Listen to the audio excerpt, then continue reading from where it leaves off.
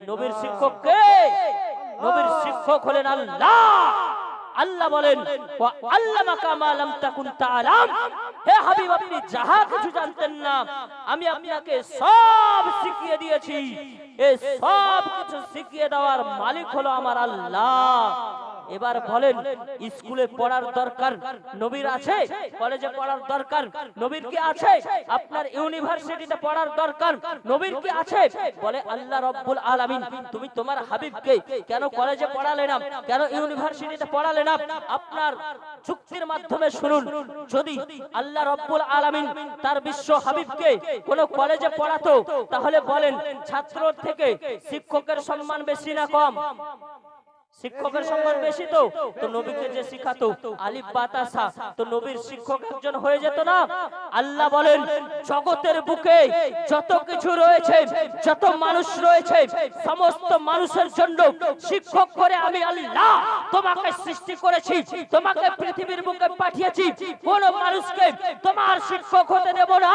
আমি আল্লাহ স্বয়ং তোমার শিক্ষক। মুআজ্জাজ সামিন کرام আজিজান মুহতারাম, ওই নবীর শানকে কমানোর জন্য, ওই নবীকে অপমান করার জন্য আবু জাহেল কি করলো?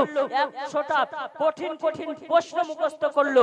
বলে নবী তো স্কুলে পড়েন নাই, নবী তো কলেজে পড়েন নাই, নবী তো ইউনিভার্সিটিতে পড়েন নাই। এই প্রশ্নগুলো একের পর এক ছুড়বো আর উত্তর দিতে পারবে না, লজ্জায় আর ইসলাম প্রচার করবে না। কিন্তু উত্তর দিবে পারবে না? আমার নবী পারবে না? জানেন না? জানেন? মুআজ্জাজ সামিনে کرام আজিজান মুহতারাম, আবু জাহেল ডাক দিল, বলে 100টি আপনি আমি প্রশ্ন মুখস্থ করব। এই 100টি প্রশ্ন মুখস্থ করার পরে দয়ার নবীকে একটি জায়গাতে ডাকবো, আর ওই জায়গাতে গিয়ে ওই দয়ার নবী মায়ার নবী পাক সাল্লাল্লাহু তাআলা আলাইহি ওয়াসাল্লামকে একে একে একে একে প্রশ্নগুলো ছুড়তে থাকবো।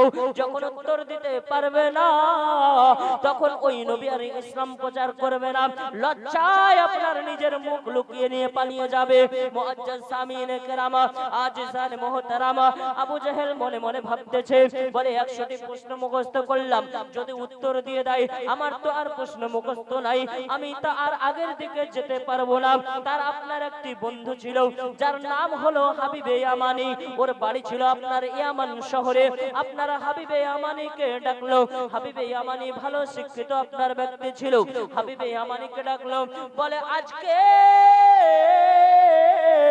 মক্কার সরজমিনে এসো হাবিবে ইয়ামানি, আজকে দয়ার নবী পাককে অপমান করব।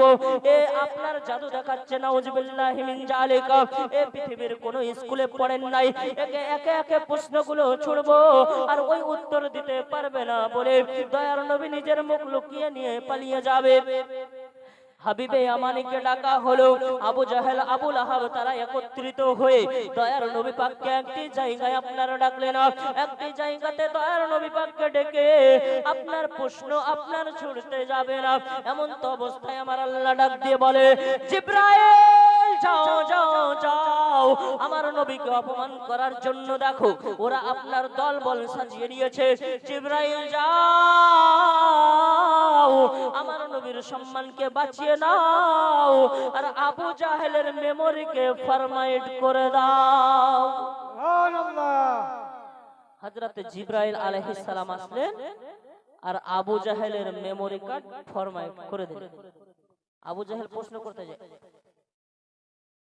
মুখে বের হবে কি করে? মেমোরি কার্ডে যদি থাকে স্পিকারে বাজবে, মেমোরিতে নাই স্পিকারে বাজবে? বাজবে?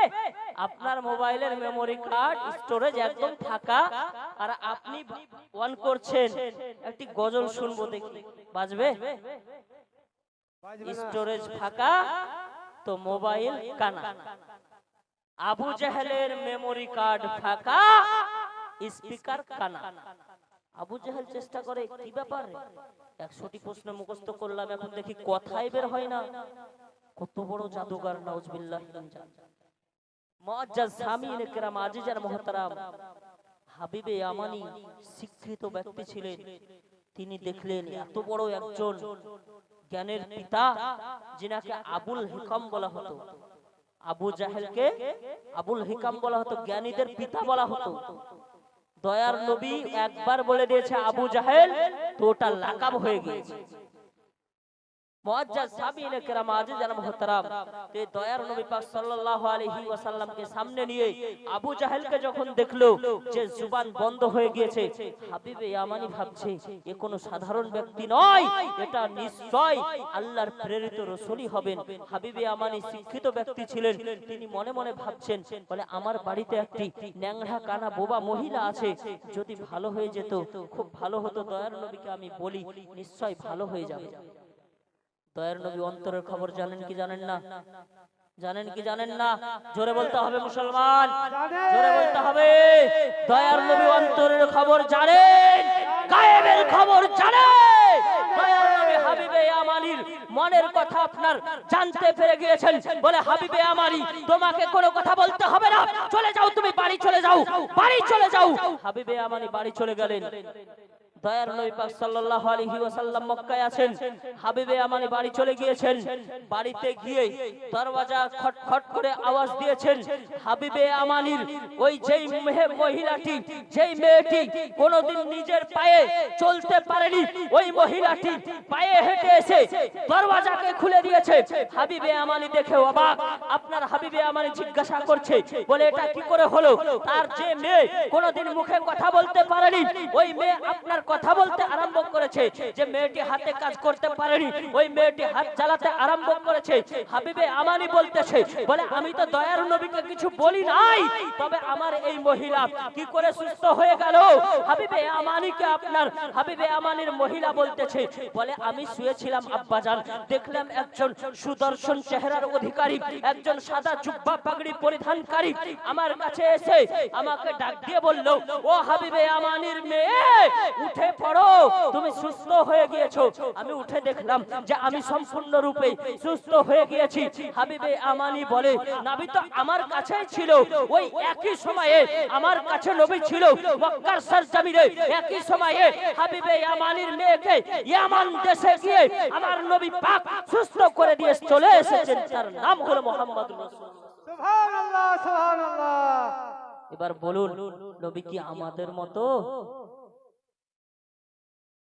সাধারণ জ্ঞানও বলবে যে নবী আমাদের মতো না, কিন্তু হাদিস কোরআন পড়ে বলছে নবী আমার বড় ভাইয়ের মতো। বড় দুঃখ লাগলো।